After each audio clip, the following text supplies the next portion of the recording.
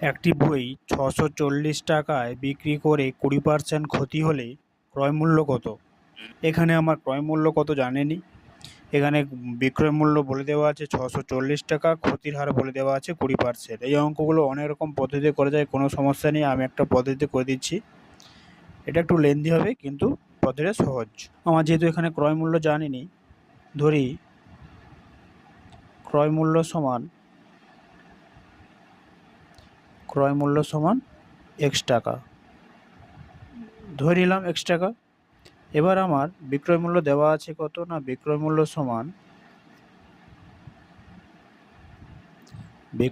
কত দেওয়া আছে না, বিক্রয় মূল্য সমান ৬৪০ টাকা দেওয়া আছে।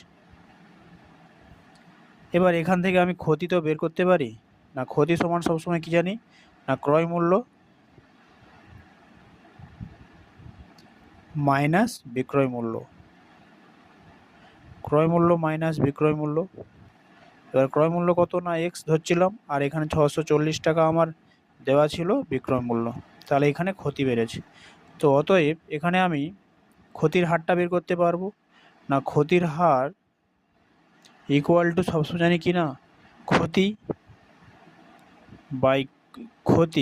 বাই ক্রয় মূল্য কত না এক্স ইন্টু ১০০। এটা হচ্ছে আমার ক্ষতির হার।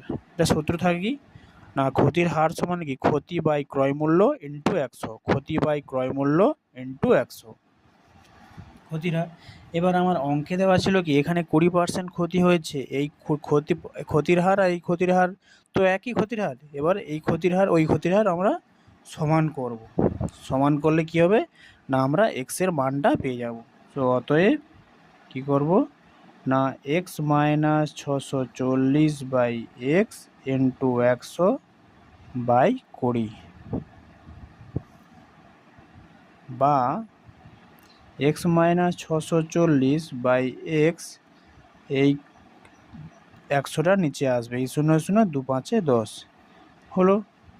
এবার আমার কি করব, x minus ৬৪০ by x equal to 1/5, বা এটা এখানে গুণ হলে 5x ৬৪০ ইন্টু ৫, ৫টা আমি রাখলাম, ইকুয়ালটা এটা এক্স হয়ে যাবে।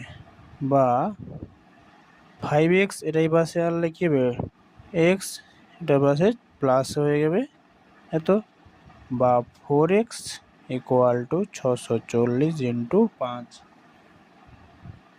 বা x ইকুয়াল টু ৬৪০ ইন্টু ৫/৪, ২ কাটলে ৩২, ১৬ ইকুয়াল টু ১৬০ ইন্টু ৫, ১৬ ৫ ৮০, ৮০০ টাকা। এখানে আমার এক্সের মান কত বেরোলো, আর ৮০০ টাকা। এখানে আমার ক্রয় মূল্য ধরছিলাম ১০০।